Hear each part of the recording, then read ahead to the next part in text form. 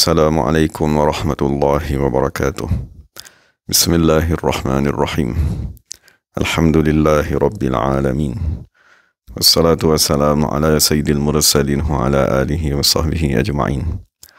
Rabbi shrah lana sudurana wa yassir lana umurana wa hlul 'uqdatam min alsinatina yafqahu aqwalana wa thabbit aqdamana wa tammim taqsirana ya rabbana rabbal alamin. لا حول ولا قوة إلا بالله العلي العظيم. لا حول ولا قوة إلا بالله. لا حول ولا قوة إلا بالله العلي العظيم. أما بعد. اللهم صل وسلم وبارك على سيدنا محمد وعلى آل سيدنا محمد. أستغفر الله الذي لا إله إلا هو الرحمن الرحيم الحي القيوم الذي لا يموت وأتوب إليه. اللهم اغفر لنا. Alhamdulillah, kita bersyukur kepada Allah Subhanahu wa taala. Kita dapat sama-sama dalam pengajian hadis 40 yang dikarang oleh Imam Nawawi radhiyallahu anhu wa nafa'ana bi ulumihi wa ja'alana minal mukhlisin bi qiraatih. Kita akan sama-sama membaca syarah kepada hadis 40 yang bernama Al-Jawahir Al-Lu'lu'iyah yang dikarang oleh Syekh Muhammad ibn Abdullah Jaradani Dimyati radhiyallahu anhu. Jadi, alhamdulillah, kita sampai pada hadis yang ke-35.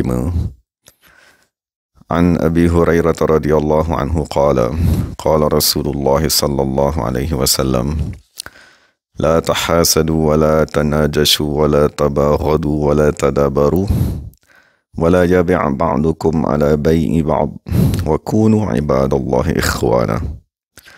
Jadi hadisnya panjang dan insyaAllah sekiranya Allah izin kita akan baca sebahagian dahulu. Jadi kita baca bersama-sama dengan syarahnya. Daripada Sayyidina Abi Hurairah radhiyallahu anhu. Dan riwayat hidup tentang Sayyidina Abi Hurairah ni kita dah nyatakanlah dalam pengajian sebelum ini. Rasulullah SAW bersabda, la tahasadu. Jadi dalam syarah dinyatakan bahawa asal lafaz la tahasadu ialah la tatahasadu. Jadi dihazaf ataupun dibuang salah satu daripada huruf ta untuk meringankan sebutan. Bermaksud, janganlah sebahagian daripada kamu berhasad dengki kepada sebahagian yang lain. Kerana sesungguhnya hasad ialah sifat yang diharamkan dan sebahagian daripada dosa besar. Dan hasad bermakna keinginan hilang nikmat yang berada pada seseorang yang lain. Sama ada dia tadi ingin nikmat tersebut berpindah kepadanya ataupun tidak. Sesungguhnya semua agama telah bersepakat menghina, mencela sifat hasad tersebut. Dan dalam hadis dinyatakan bahawa sesungguhnya hasad dengki akan memakan kebaikan seseorang sebagaimana api memakan kayu api. Dan riwayatkan bahawa sesungguhnya hasad tersebut akan merosakkan keimanan seseorang sebagaimana sempedu merosakkan madu. Dan sebahagian daripada ulama berkata, tiada satu perkara yang lebih memudaratkan daripada sifat hasad dengki. Sesungguhnya orang yang bersifat dengan hasad dengki akan ditimpa dengan 5 hukuman. Perkara ini ialah kegelisahan yang tidak akan terhenti, musibah yang tidak diberi pahala, celaan yang tidak membawa kepada pujian, kemurkaan Allah dan ditutup atasnya pintu taufik. Dan dikatakan sesungguhnya Allah Subhanahu wa taala memerintahkan agar kita memohon perlindungan daripada kejahatan orang yang hasad dengki, sama seperti mana Allah Subhanahu wa taala memerintahkan kita untuk memohon perlindungan daripada kejahatan syaitan. Dan diriwayatkan sesungguhnya iblis datang kepada Firaun dan iblis mengetuk pintu. Kemudian Firaun bertanya, siapakah ini? Maka iblis berkata, aku. Jadi iblis berkata, kalau kamu tadi sebenarnya ialah Tuhan, nescaya kamu tidak akan jahil tentang kehadiranku. Maka Fir'aun berkata kepada iblis, masuklah wahai yang telah dilaknat. Maka apabila iblis masuk kepadanya, maka Fir'aun bertanya kepada iblis, adakah kamu mengetahui di atas muka bumi ini seseorang yang lebih jahat daripada aku dan lebih jahat daripada kamu? Maka iblis berkata, bahkan. Maka Fir'aun bertanya lagi, siapakah orang tersebut? Maka iblis berkata, Al-Hasid, orang yang bersifat dengan hasad dengki. Iblis berkata, sesungguhnya dengan sebab hasad dengkilah daku tercampak ke dalam bala dan ujian ini. Sesungguhnya aku mempunyai seorang kawan. Iblis berkata, Aku ada seorang kawan yang aku ajak dia kepada semua kejahatan, dan dia akan mengikut segala ajakanku. Lalu aku berkata kepadanya, sesungguhnya kau telah mempunyai banyak jasa kepadaku, maka mohonlah daripadaku satu hajat. Maka dia berkata, wahai iblis, sesungguhnya jiranku mempunyai seekor lembu betina, maka matikanlah lembu tersebut. Maka iblis berkata, aku tak mampu nak mematikan binatang ni. Jadi adakah kamu ingin, maksudnya dia minta supaya lembu jiran dia tadi mati kerana dia hasad dengki dengan lembu tersebut yang dimiliki oleh jirannya. Jadi iblis kata, adakah kamu ingin sehingga aku gantikan kepada kamu dengan 10 ekor lembu, dengan syarat sebagai ganti daripada nak mematikan seekor lembu yang aku tak boleh buat tadi. Maka orang yang hasad dengki tadi kata, la uridu illa halakaha, aku tak ingin melainkan binasalah, melainkan kebinasaan atau kematian lembu tersebut. Maka iblis berkata, fa'alimtu annal hasida, maka aku tahulah pada hari ini bahawa sesungguhnya orang yang hasad dengki tadi lebih jahat daripada aku dan lebih jahat daripada kamu, wahai Fir'aun. Dan sebahagian daripada mereka berkata, orang yang hasad dengki tadi sebenarnya mengkufurkan Allah Subhanahu wa taala kerana dia tidak redha dengan qada dan takdir Allah Subhanahu wa taala yang Maha Esa.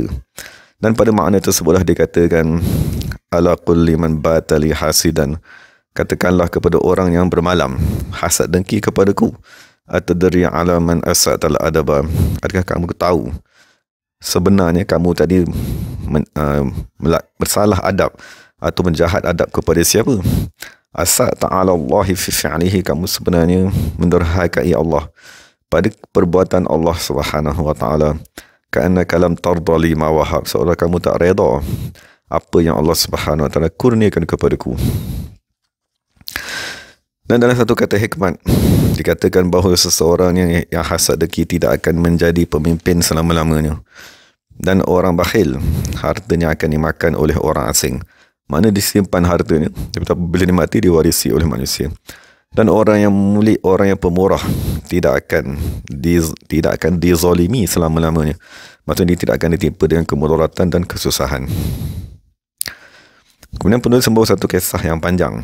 Macam kisah menceritakan tentang ada seorang lelaki yang soleh, yang dia tadi sentiasa duduk bersama-sama dengan Amirul Mukminin Al-Mu'tasim. Dan dia dibenarkan untuk masuk menziarahi Amirul Mukminin tanpa perlu meminta izin, dan dia akan duduk menasihati Amirul Mukminin. Maka seorang menteri melihat keadaan tersebut, lalu dia berasa dengki dengan kelebihan orang tadi, dan dia berkata dalam dirinya, sekiranya aku tidak membunuh orang ini, maka dia tadi akan mengambil perhatian Amirul Mukminin. Maka dengan sebab itu Amirul Mukminin akan menjauhkan daku daripadanya.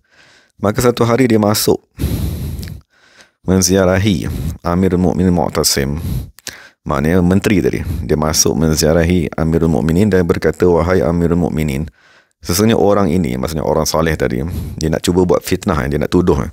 Dia berkata kepada manusia, sesungguhnya kau mempunyai mulut yang amat busuk. Maksudnya dia menceritakan tentang keburukan kamu, aib kamu kepada manusia di luar sana.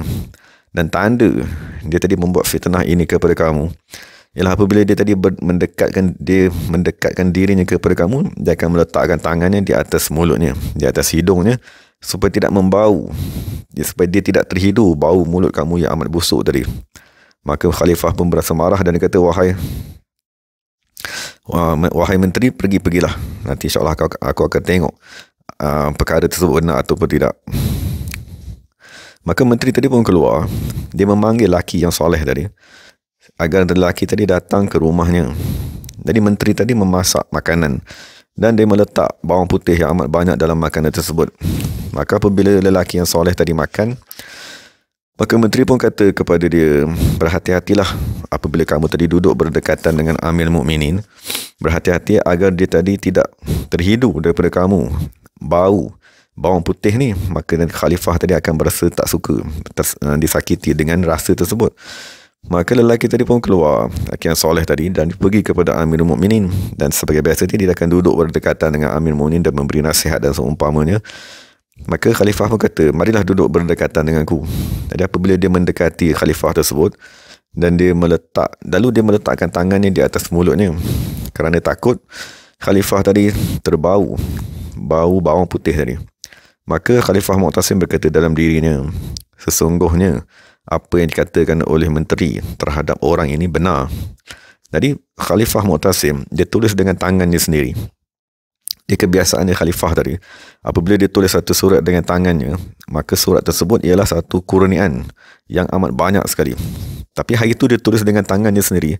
Dia tulis kepada beberapa pekerja-pekerjanya. Dia kata, in ataka sahibu kitabi hadza fadhbahu. Dia tulis dalam kertas itu, sekiranya orang yang membawa surat ini datang kepada kamu, maka kamu pancunglah kepalanya. Maka lelaki yang soleh tadi pun ambil surat yang ditulis oleh Khalifah Mu'tasim dan dia keluar. Maka menteri tadi berjumpa dengannya di hadapan pintu. Lalu menteri tadi berkata, apakah surat ini? Maka orang soleh tadi berkata, surat ini ditulis oleh raja, dan boleh jadi dia tadi ialah satu kurniaan. Maka menteri tadi menyangka bahawa orang soleh tadi akan mendapat harta yang amat banyak. Lalu menteri tadi berkata, apakah pendapat kamu sekiranya aku merehatkan kamu daripada kepenatan kamu nak pergi jumpa orang di tempat yang jauh, kamu nak bagi surat ni, lepas tu ambil kurniaan.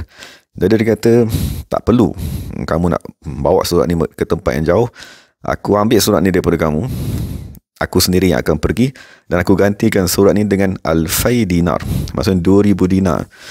2,000 dinar pada hari ini lebih kurang 2.3 juta ringgit. Maka orang soleh tadi kata, engkau ialah orang pembesar dari kalangan kami, engkau ialah orang yang membuat keputusan, buatlah apa saja yang kamu inginkan. Maka orang soleh tadi maka menteri tadi memberikan 2,000 dinar kepada orang soleh tadi, dan menteri itu sendiri ambil surat tersebut dan dia pergi kepada pekerja yang ditulis nama tadi tu, dan diserahkan kepada pekerja tadi. Lalu pekerja tadi membaca. Lalu dia kata kepada menteri, wahai menteri, dalam surat ni ialah arahan supaya aku tadi menyembelih atau memotong kepala kamu. Maka menteri dia kata, sesungguhnya surat ini bukan ditulis untuk aku.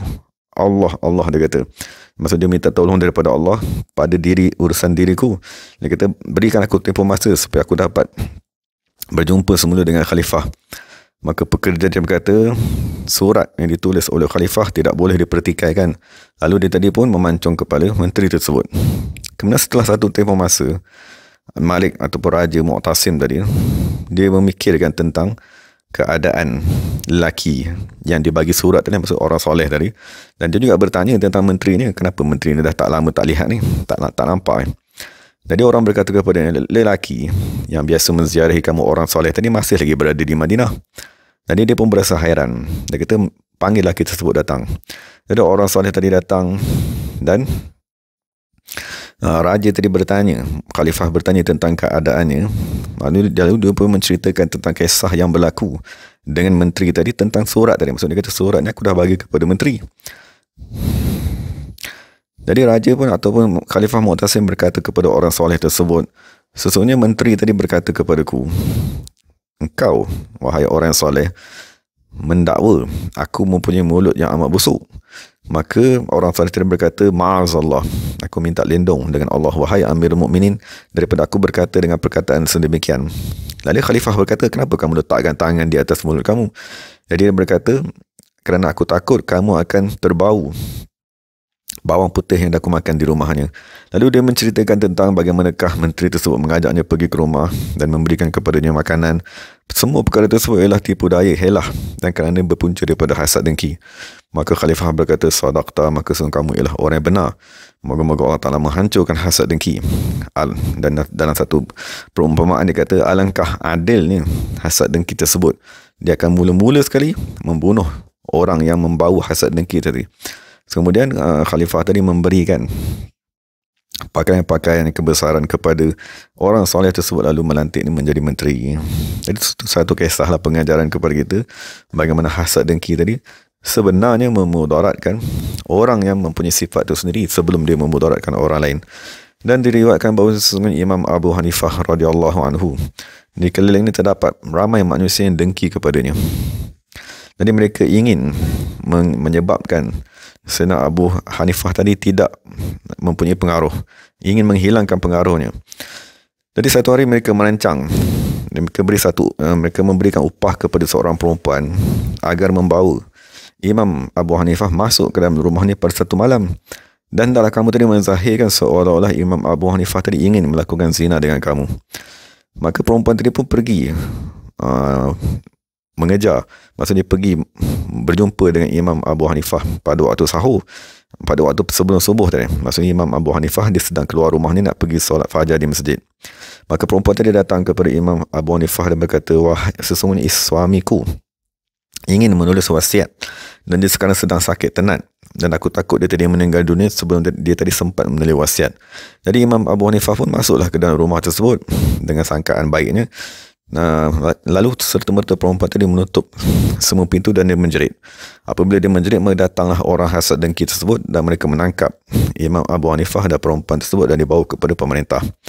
Maka diperintahkan agar Imam Abu Hanifah dan perempuan tadi dipenjarakan sehingga terbit matahari. Maka Imam Abu Hanifah dia kekal dengan solatnya di dalam penjara tadi. Maka perempuan tadi pun menyesal atas apa yang dia telah lakukan.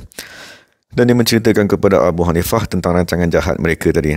Maka Imam Abu Hanifah berkata, katalah kepada orang yang, maksudnya penjaga penjara tadi, sebenarnya aku nak pergi qada hajat dan aku nak keluar dan aku akan kembali semula kepada kamu.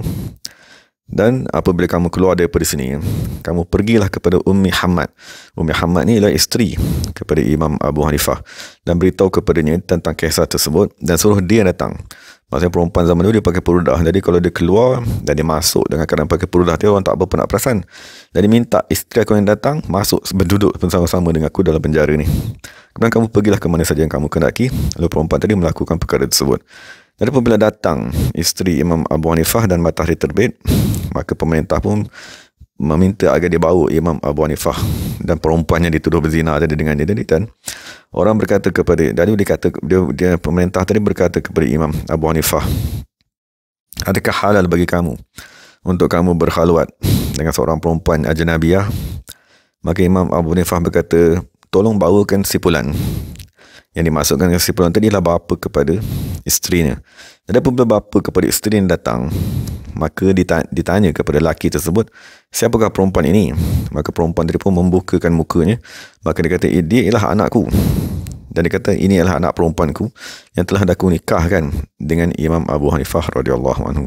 Maka pada ketika tersebut Allah Subhanahu wa taala mensahihkan hujah Imam Abu Hanifah dan Allah Ta'ala meninggikan pengaruh Imam Abu Hanifah. Maka Imam Abu Hanifah berkata, in yahsuduni, sehingga mereka tidak hasad dengki kepadaku, sesungguhnya aku tidak akan mencela mereka sebelum daripada ku ni dari kalangan manusia yang mempunyai kelebihan. Qad husidu, mereka tadi telah dia hasad dengkikan. Fadamali walahum ma bi wa ma bihim, dan sesungguhnya akan kekal apa yang Allah Ta'ala kurniakan kepadaku. Dan moga-moga kekal juga hasad dengki yang mereka tadi simpan di dalam diri mereka. Wa ma ta'aktsaruna ghaidhan bima yajidu, dan mereka tidak akan mati dalam keadaan mereka tadi marah atau dalam keadaan mereka tadi menyimpan perasaan terhadap apa yang mereka dapati dalam diri mereka. Jadi semua tu yang dinyatakan tadi ialah perkara yang dicela, ialah hasad yang diistilahkan sebagai al-hasadul haqiqi, hasad yang sebenarnya. Maksudnya hasad yang hakiki tadi, maksudnya ingin nikmat hilang daripada tuannya, itu adalah perkara yang diharamkan di dalam agama Islam. Kemudian penulis memberitahu juga dalam kitab ni, terdapat hasad yang diistilahkan sebagai majaziyun. Maksudnya dalam lafaz hasad tapi dalam bentuk kiasan semata-mata. Fahuwa ghairu mazmumin, maka perkara tersebut tidak dicela di dalam agama Islam. Maksudnya hasad yang diistilahkan sebagai hasad majazi ni, mereka membuat ta'rif bahawa sesungguhnya dia ialah tamanni husuli misli ma li akhihi, keinginan untuk seseorang tadi mendapatkan kurniaan yang Allah kurniakan kepada saudaranya, tanpa keinginan nikmat tersebut hilang daripada saudaranya, dan bersegera untuk mencapai kepada kesempurnaan yang dilihat kepada orang lain, untuk dia tadi mencapai kesempurnaan seumpamanya, ataupun dia tadi melebihi daripada kesempurnaan tersebut. Maka daripada istilahnya, dalam istilah dinamakan sebagai ghibtah. Maka dengan di atas makna inilah ditafsirkan hadis Nabi Muhammad SAW, la hasada illa fi thnataini, Maka Rasulullah berkata, tidak dibenarkan hasad dengki melainkan kepada dua perkara sahaja. Rajulun atahu Allahu malan, maksudnya manusia yang Allah Ta'ala berikan harta kepadanya dan dia menggunakan harta tersebut kepada kebaikan. Dan seorang manusia yang Allah Ta'ala berikan kepadanya ilmu dan dia tadi menghukumkan dengan ilmu tersebut dan dia mengajarkan kepada manusia. Mana seolah dalam hadis Rasulullah bersabda, tiada sesuatu pun di dalam dunia yang sepatutnya seseorang hasad dengki kepada perkara tersebut melainkan pada dua perkara ini. Maksudnya ilmu dan menginfakkan harta di jalan Allah Subhanahu Wa Taala. Dan al-ghibtah tadi, maksudnya keinginan bersaing tadi, dibenarkan pada perkara dunia dan sunat pada perkara agama. Maksudnya kita lihat orang tadi mempunyai kurniaan dunia yang tertentu. Jadi kita ingin mengusahakan kurniaan, mendapatkan sesuatu kurniaan dunia sama seperti ini, maka perkara tersebut harus tidak menjadi kesalahan. Sekiranya bukan dengan niat bermegah-megah ataupun bukan dengan niat cinta kepada dunia. Adapun pada perkara agama, maka kita disunatkan untuk bersaing dan berusaha mencapai apa nikmat yang Allah Ta'ala kurniakan kepada sahabat-sahabat kita. Kemudian Rasulullah SAW bersabda, wala tanajashu. Maksudnya lafaz tanajashu tadi, dia diambil daripada lafaz kata terbitan an-najash yang bermakna menggemarkan. Dan daripada segi syarak, yang dimaksudkan dengan tanajashu tadi ialah menambah pada harga sesuatu barangan bukan kerana keinginan untuk membelinya, bahkan bertujuan untuk menipu orang lain agar orang tadi gemar membeli dengan harga yang lebih tinggi. Jadi dimaksudkan dengan wala tanajashu tadi, ini ialah ungkapan kedua daripada hadis. Bermaksud janganlah seseorang tadi menambah pada harga sesuatu barangan yang diletakkan untuk dijual untuk menipu orang lain dan untuk menggemarkan orang tadi untuk membeli barang tersebut. Perkara tersebut dihukumkan haram kerana perkara tadi menyakitkan sahabat-sahabatnya, menyakitkan orang Islam dan ada penipuan pada perkara tersebut. Dan tidak ada beza pengharaman tersebut sama ada barang nak dijual tadi adalah barang yang asalnya dimiliki oleh anak yatim ataupun bukan anak yatim. Dan tak ada beza juga sama ada barang tadi yang nak dijual tadi sama dengan nilai sebenar pasarannya ataupun kurang ataupun lebih.